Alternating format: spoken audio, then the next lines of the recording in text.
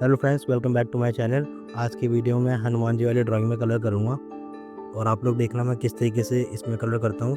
इसकी आउटलाइन वाली वीडियो मैंने पहले ही अपने चैनल पर अपलोड कर रखी है, आप लोग जाके देख सकते हो। कलर करने के लिए सबसे पहले इसकी आउटलाइंस को हल्का हल्का इरेज कर दूंगा मैं, जिससे कि ड्रॉ करने में और भी ज़्यादा आसानी हो।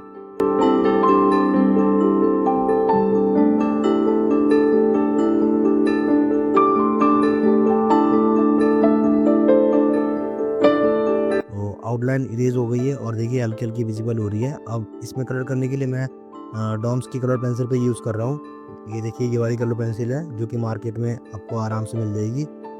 तो चलिए वीडियो को स्टार्ट करते हैं और आप लोग देखना मैं किस तरीके से इस स्केच को ड्रॉ करता हूँ। और वीडियो अच्छी लगे तो वीडियो को लाइक कीजिएगा।